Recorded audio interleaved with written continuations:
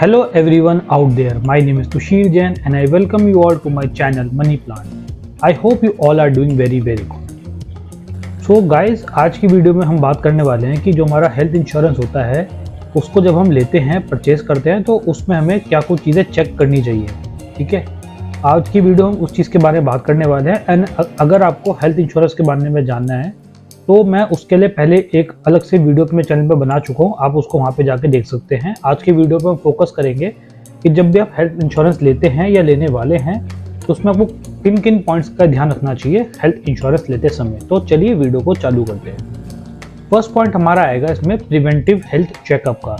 आपको अपना ये चेकअप, जैसे प्रिवेंटिव हेल्थ चेकअप क्या होता है, ये आपका एनुअल बॉडी चेकअप होता है जो आप आपको एक साल में कराना चाहिए अपनी बॉडी के बारे में जानने के लिए कि आपकी बॉडी में कोई डिजीज़ नई जनरेट तो नहीं हो गई है, कोई पुरानी थी वो मिटिगेट होना चालू हो गई, जो भी है तो आपको चेक करना है कि कौन सी ऐसी हेल्थ इंश्योरेंस कंपनी है जो इसमें आपको इस वाले जो खर्चा होगा प्रिवेंटिव हेल्थ चेकअप का, इसका आपका रीइंबर्समेंट दे देगी। ठीक है, सेकेंड पॉइंट आता है हमारा ग्रेस पीरियड्स का। ग्रेस पीरियड हमारे ये होता है कि जैसे जब आपकी इंश्योरेंस की रिन्यूअल डेट आती है, ठीक है, तो फॉर एग्जांपल अगर रिन्यूअल डेट पे आप इंश्योरेंस कराना भूल गए तो आपकी पॉलिसी वहीं पे लैप्स हो जाती है। ठीक है, पॉलिसी लैप्स ना होए इसी चीज़ को ध्यान में रखते हुए कुछ इंश्योरेंस कंपनीज आपको ग्रेस पीरियड ऑफर करती हैं कि अगर आप, जैसे फॉर एग्जांपल कंपनी ने आपको 20 डेज का ग्रेस पीरियड दिया तो इसका मतलब ये होगा कि अगर रिन्यूअल डेट पे आप रिन्यू नहीं करा पाए अपनी पॉलिसी को तो आपके पास 20 डेज का टाइम होगा जिसके दौरान आप अपनी इंश्योरेंस पॉलिसी को रिन्यू करवा सकते हैं। बट अगर आपने 20 डेज के टाइम में भी उसको नहीं कराई तो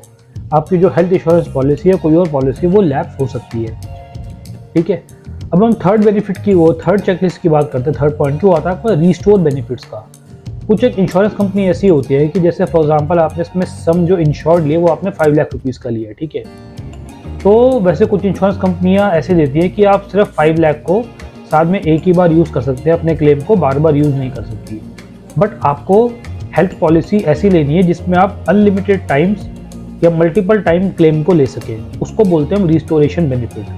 तो ये चेक कीजिए कि आपकी जो हेल्थ कंपनी है वो आपको अनलिमिटेड टाइम जो है आपको क्लेम लेने की परमिशन देती है, उसमें आपको कोई हाथ ना रोके, आप एक साल में एक बार या 10 बार भी क्लेम ले सकते हैं। इस तरह से आप चेक कीजिए रिस्टोर बेनिफिट्स को।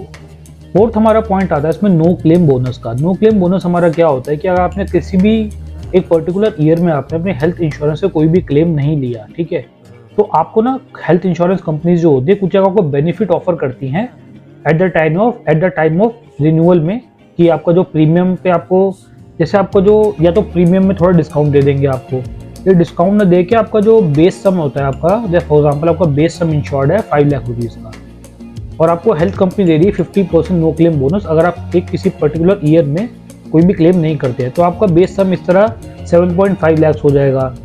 फिर उसी तरह फिर आपको और 50% मिला तो आपका जो बेस अमाउंट है 5 लाख, उसी का 50% काउंट होगी, आपका 10 लाख का हो जाएगा। ठीक है, तो आपको नो क्लेम बोनस का ध्यान रखना है कि कंपनी आपको मिनिमम 50 टू मैक्सिमम 100% तक का नो क्लेम बोनस भी ऑफर करे। फिफ्थ आता है हमारा सब लिमिट्स का कॉलम। सब लिमिट्स ये होती हैं कि जैसे सब लिमिट्स में एग्जाम्पल लेके चलेंगे हम रूम रेंट का। बहुत सी इंश्योरेंस कंपनी आपको एक देती है कि हम सिर्फ आपको 2000 रुपीज़ पर डे पर रूम तक का आपको हम रीइंबर्समेंट करके देंगे, उसके बाद जो होगा वो आपको खुद ही करना पड़ेगा। ये आपका एक तरह से सब लिमिट का एग्जांपल होता है।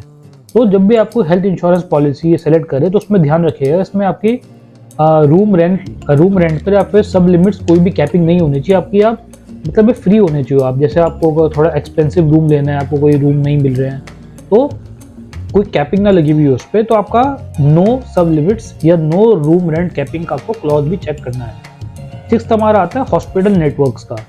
जैसे आप देखते हैं कि मोस्टली वो हमारा जो हेल्थ इंश्योरेंस कैशलेस क्लेम पे वर्क करता है हमारा, तो आपको हेल्थ इंश्योरेंस लेने से पहले उनकी जो हॉस्पिटल्स की चेकलिस्ट होती है वो आपको जरूर वेरीफाई करनी है कि हॉस्पिटल का नेटवर्क लार्ज होना चाहिए एंड आपके नियर बाय जितने भी हॉस्पिटल है वहाँ पे कैशलेस फैसिलिटी भी अवेलेबल होनी चाहिए आपकी इंश्योरेंस कंपनी की। सेवंथ आता है हमारा वेटिंग पीरियड। वेटिंग पीरियड हमारे दो प्रकार के होंगे। पहला हमारा होगा प्री एग्जिस्टिंग डिजीज का वेटिंग पीरियड।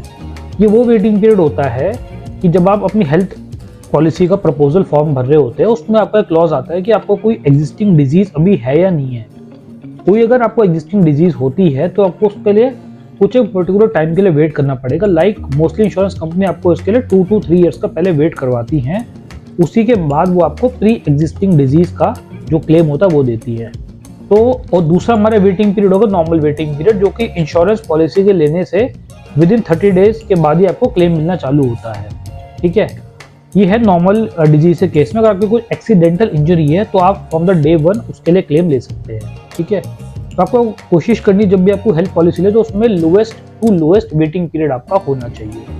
8th हमारा आता है प्रीमियम पेड। ऑब्वियसली बात हम सब ये चाहेंगे कि जो हम प्रीमियम पे कर रहे हैं वो कम से कम ही हो, तो आपको चेक करना है कि जो प्रीमियम पेड है वो आपका लो ही होना चाहिए। 9th पॉइंट आता है हमारा claim settlement ratio. Claim settlement का मतलब ये होता है कि कितने क्लेम कंपनी के पास आए, जितने और कितने क्लेम उसमें कंपनी ने सेटलमेंट करके दिया आपके। ठीक है, claim settlement divide by claim receive. तो आपको चेक करना है कि आपका क्लेम सेटलमेंट रेशियो ना ज़्यादा होना चाहिए आपका, क्योंकि वो चीज़ बहुत डिपेंड करती है जब आप क्लेम अपना लेने जाएंगे तब। Mostly as a thumb rule जो है वो आपका क्लेम सेटलमेंट रेशियो 90% से अबव ही होना चाहिए आपका। तो इस पॉइंट को भी जरूर आप चेक कीजिएगा उसमें। 10th एंड लास्ट पॉइंट हमारा था को पेमेंट का क्लॉज।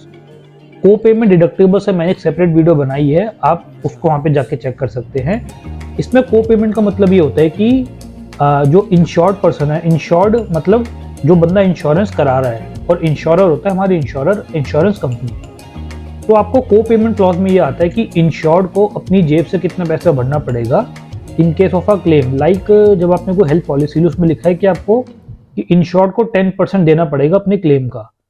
ठीक है, तो उस केस में आपको इंश्योरेंस कंपनी 90% ही रीइंबर्समेंट करके देगी, 10% आपको अपनी पॉकेट से पे करना पड़ेगा। तो इसलिए आप चेक कीजिए को पेमेंट भी आपकी बिल होनी चाहिए या फिर 100% पेड बाय द इंश्योरर की उसमें टर्म लिखी होनी चाहिए। सो गाइज, यही था इस वीडियो में। I hope you like this video. अगर आपको वीडियो पसंद आई हो तो जरूर आप इस चैनल को सब्सक्राइब कर सकते हैं, एंड प्लीज़ मेरी वीडियो को आप लाइक भी कीजिएगा। Okay guys, thank you so much for watching my videos.